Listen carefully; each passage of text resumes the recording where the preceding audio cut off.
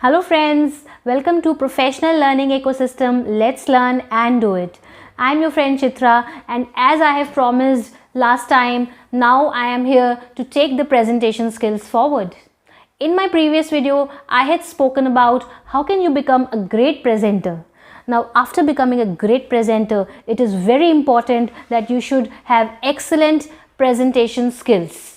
So in this video, I'm going to talk about few tools, few tips through which you can enhance your PowerPoint presentation. So let's get started.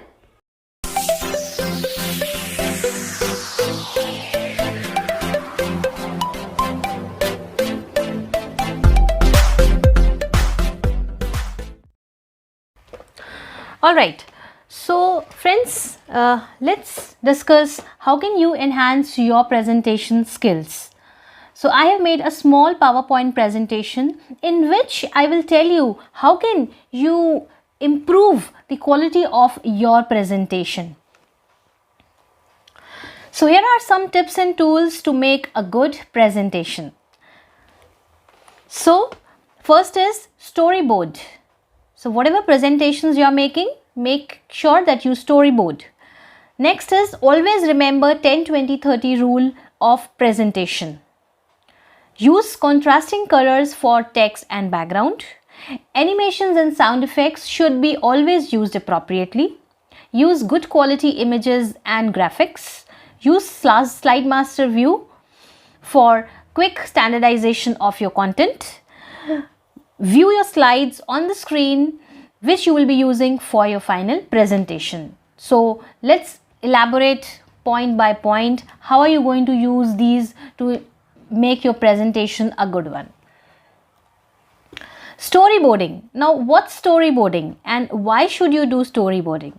So storyboarding basically is a way through which you can visualize the structure of your presentation. So whenever you have to make a presentation, the planning of your presentation has to be perfect. You should not instantly start making your presentation until unless you have planned the ingredients of your presentation well. If you know what are the ingredients, if you know, then it will be very easier for you to collect all the data points, and at last you will see that yes, you have done a great job. So why storyboarding your presentation? Why it is important? So designing an apt presentation is a creative process. It is easier. So if you plan well, if you storyboard well, then it is quite easier for you to do the presentation, and it also ensures that your complete plan is in place. Finally, and the most important, you will be able to achieve your goals which you are wanting to achieve through your presentation if you storyboard well. So I will give you a small example which will help you to understand how does storyboard helps. So here is the example which I have taken for a car organization wherein the presentation has to be made to increase the car sales for the organization. So now this presentation, if you have to present to your management, what all data points should be there in your presentation? So first of all, you will show them the last trend, 3 to 6 months trend of your overall numbers. You should also show model wise, city wise, segment wise. Then how the finance is going on. What is the root cause analysis? Why is your sale dropping month on month? How will you fix that problem? What is the RCF? What is the plan of action? What is the timeline for achievement of these activities? And by when will you finally achieve the numbers which you are targeting? So these all are the ingredients which you should showcase for a project wherein you are targeting for increasing the car sales. So once you have these ingredients, now once you have storyboarded, now you know what all data points to collect. Now you know that how the sequence of your presentation will look like. So this is kind of a blueprint which will help you to move on in your presentation. So hope now you have understood what is the exact reason why storyboard is important and how will it lead to make a great presentation. So moving on, the second point is always remember 10 20-30 rule of presentation. So it's quite simple that the PowerPoint presentation should have 10 slides. It should last no more than 20 minutes and contain no font smaller than 30 points. Now, the moment you listen that 10 slides in your presentation, the first question which comes to your mind is that, are 10 slides sufficient? Is this number appropriate number? Because generally the business presentations you will not be able to finish your business presentation in 10 slides. So I will give you a remedy. I will give you the answer to your question that yes, 10 is the optimal number. No person can understand or retain beyond 10 concepts in a course of a business meeting. So in case you have a detailing, you should use the insert option. So I will go back to the same example of the car sales. So now for example, you have to show the root cause why your sale is dropping. You need to show the various analysis. So now there are two options. Option number one, you increase your slide number and make your slide number so hefty that it is difficult for you to manage. And option number two, whatever analysis you have, whether it's in the Excel or you want to show any other graphics, you should insert a different PPT or you should insert a different Excel into it.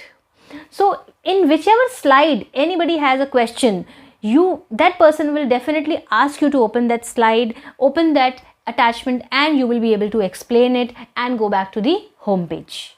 So in this way, you will be able to finish your complete content in 10 slides, and these slides will be very easy for you to manage. The second thing is 20 minutes. Whenever you are giving a presentation or whenever you're preparing a presentation, make sure that your content is not very, very lengthy. Whatever is the core thing, whatever is the main thing which you're trying to talk about, make sure that you tell all those things in 20 minutes and keep rest of the time for discussion.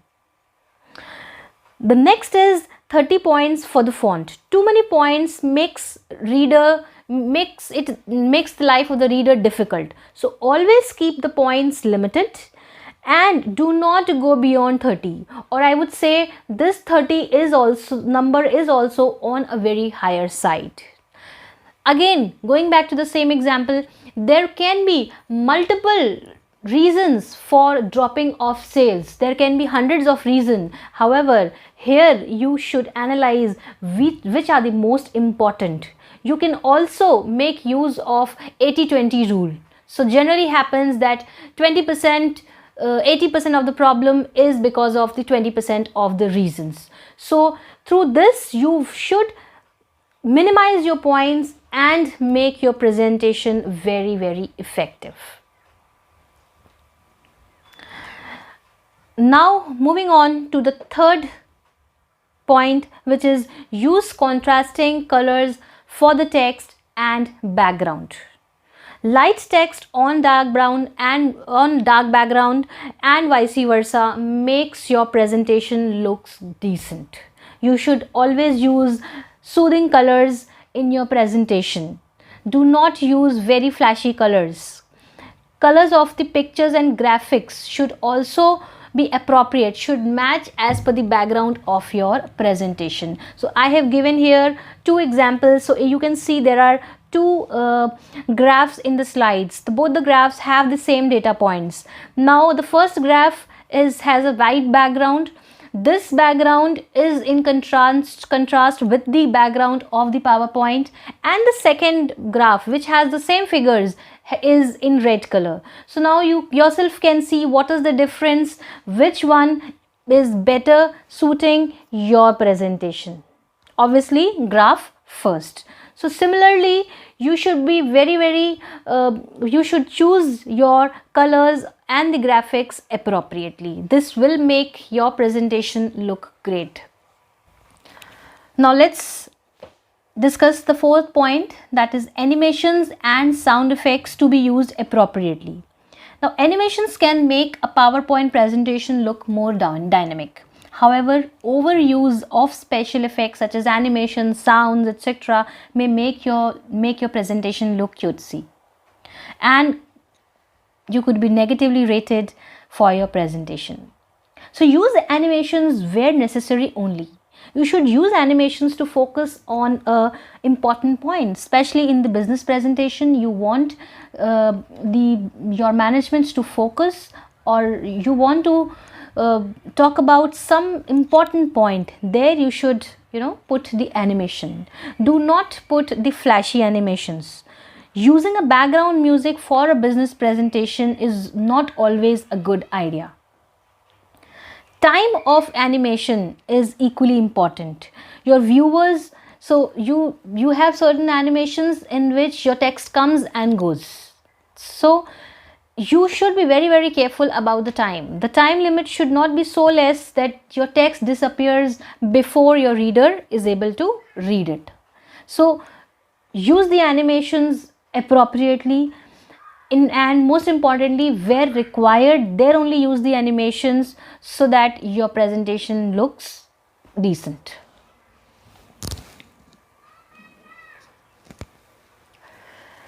Moving to the next point, which is your use good quality images. So in our presentation, in business presentation, or basically in any kind of presentation, you use lot of images. So the reason why you use image is it helps you to reinforce what are you trying to explain through your presentation. Now ensure that the quality of the image is good. It maintains its impact and resolution when projected on a larger screen. So here I have given two examples. You can see the first example is of a flower, where you can see the first image, which is quite clear. However, the second is a blurry image. So make sure the image which you choose is clear enough.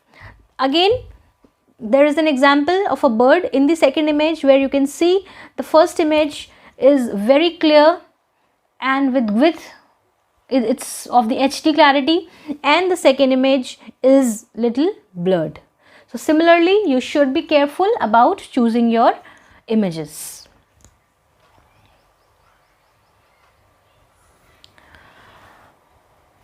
Moving on to the sixth point, that is view your slides on the final screen. A lot of time it happens that you make the presentation, and before you go to the podium, before you present, you don't get time to see your slides in the you don't get to see your slides in the final screen in which you are presenting.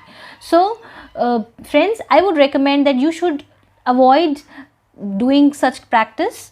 It's always a great idea to view your presentation in the final screen. A lot of time it happens that small mistakes, small little errors which you are not able to see while you are working on a laptop or a computer. However, when you will see your own presentation being projected in the larger screen, you will be able to figure out these minute mistakes, and it will be good that if you correct them, then it's there then and there itself, rather than your viewers identifying it.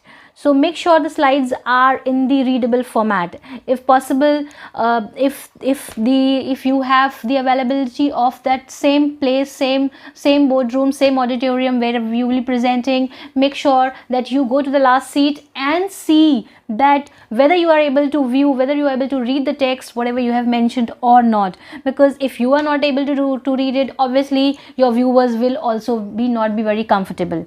So text, graphs and images should be big enough to read, but it should not be so large that it appears very, very loud.